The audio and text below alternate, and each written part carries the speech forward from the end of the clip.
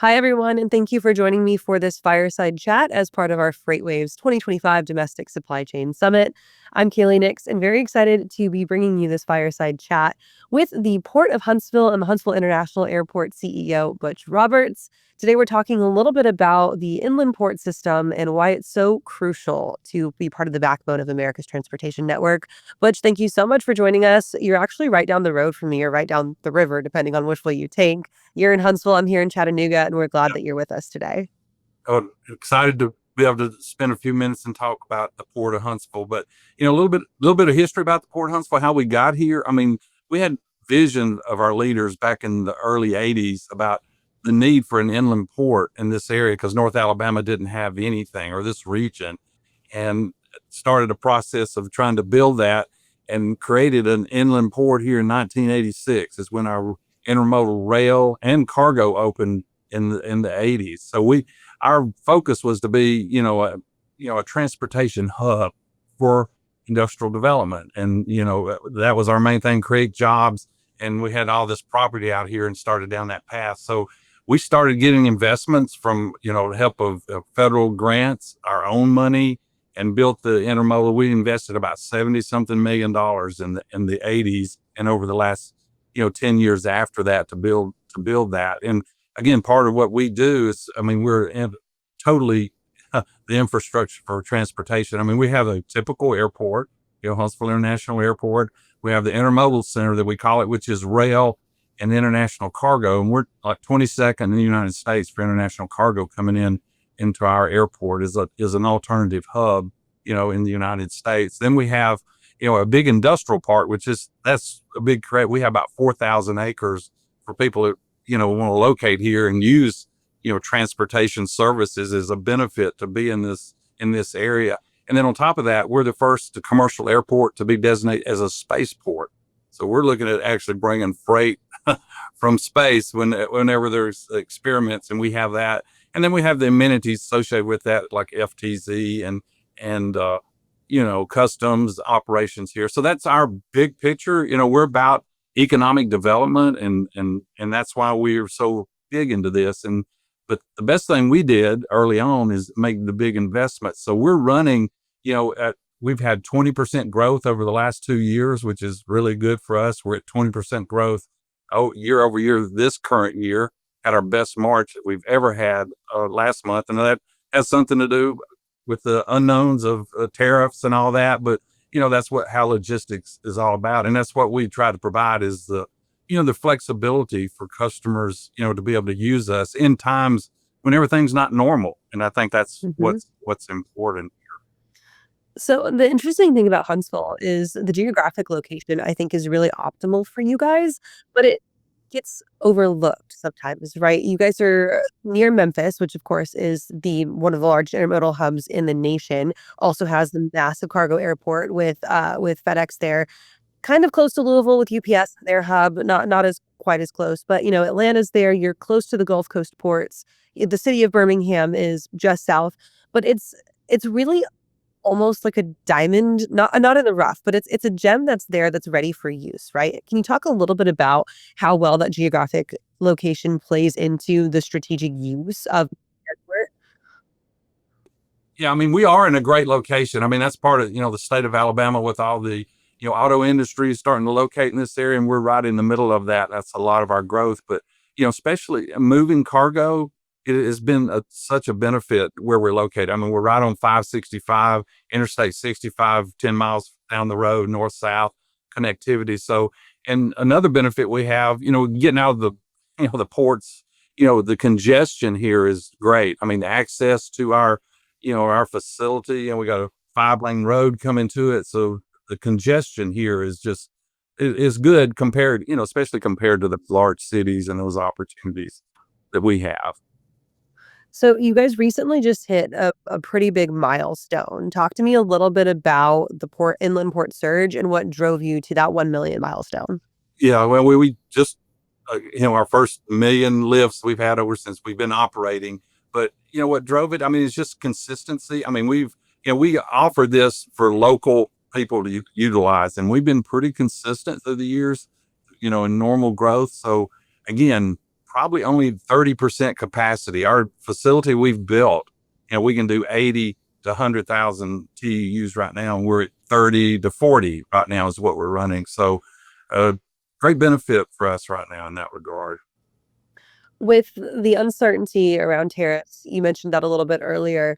Talk to me a little bit about how important inland ports and US port infrastructure in general is going to be as we look to hopefully bring more manufacturing back into the United States and start to kind of restructure the way that we've gone from this really globalized network to a more domestic, centralized focus network.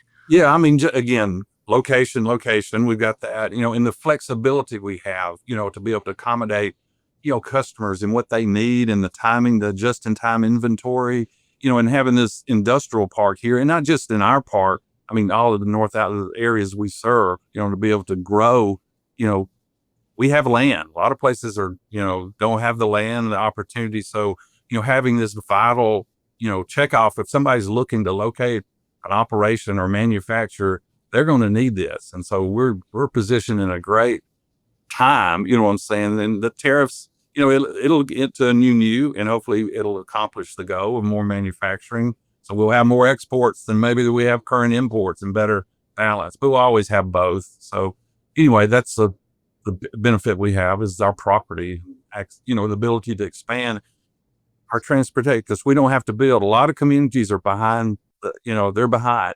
I mean, what we would take, we looked at about 200 million just to replace what we have today. So we're already there, we built it, and all we got to do is accommodate the customer and be flexible with that. When we look at the type of industry that's best served in North Alabama, what is some of maybe the opportunity? What types of industries could have the opportunity to come into the state, into Huntsville, and really flourish? And what are the ones that maybe have been here, but maybe don't necessarily have a lot of runway in the future? Are we talking like automotive, pharmaceutical, things like that? I think you just hit it. I mean, all the auto industry is here. Pharmaceutical is probably one of our biggest carriers for our air cargo, high volume, quick to market. I don't know anything really that's not able to really be able to grow in this state, in this area. I mean, we have Decatur just west here has river port access and have river, for those type of bulk things. But I'm not aware of anything I would say wouldn't have an opportunity here. We don't ship out a lot of bulk stuff. A lot of that goes like to the Port of Mobile and those type things, coal and that type stuff. But advanced manufacturing is what Huntsville's really pushing. And, the technology that's in this town is just tremendous. We've got Redstone Arsenal out here. So there's a lot of opportunity for manufacturing advanced things that it's hard to even list what they could be.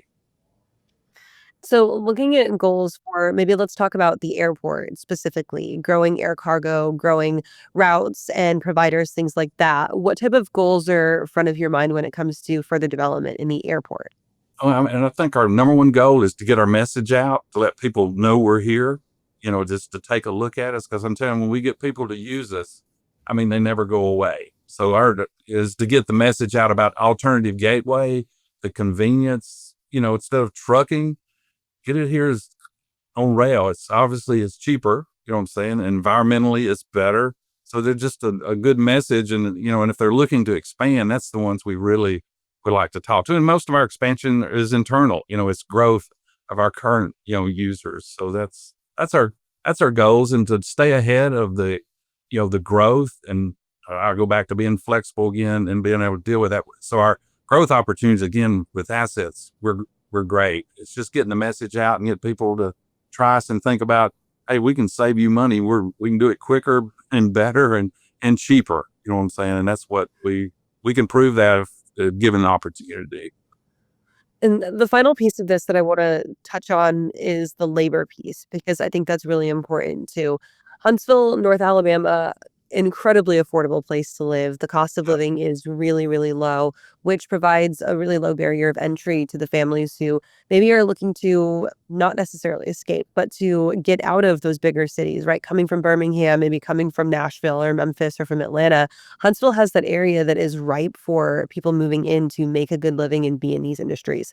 Can you just touch a little bit about what that continued growth in this transportation sector with both the airport and the inland port, what that will mean for the labor market?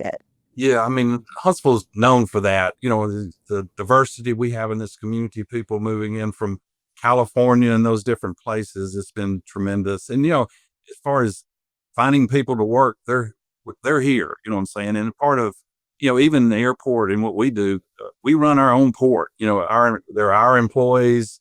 And so we understand the importance of having a good workforce. But Huntsville is prime for that. It's been prime for that for a while. So, Well, but before I let you go today, if I am a provider, if I'm a transportation logistics provider who wants to move my company to Huntsville, or if I'm a company who wants to start utilizing Huntsville as an opportunity to bring my products into the United States, or if I'm a person that wants to move there and look for a job in the industry, what's your number one piece of advice to set yourself up for success in Huntsville utilizing the assets there?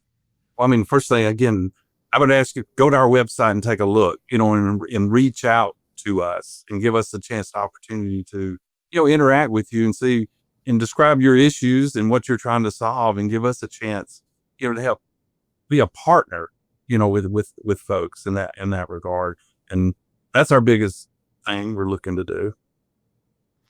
Great. Well, thank you so much for joining us for the Domestic Supply Chain Summit. You mentioned the website. If people want to reach out to you, what is that website? Where can they go? Portofhuntsville.com. And we got a business development group that's what they work on. We'll come see you. You don't have to come see us. Just give us a call. And again, we have a foreign trade zone. A lot of people are looking at that opportunity. We can run, uh, and subzones, and be able to, give them the opportunity to understand what savings they can have from taxes there. There we go. Thank you so much for joining us. And we appreciate it and appreciate all of you guys for sticking with us here at the Domestic Supply Chain Summit. Don't go away. We've got plenty more coming up right after this, and stay tuned.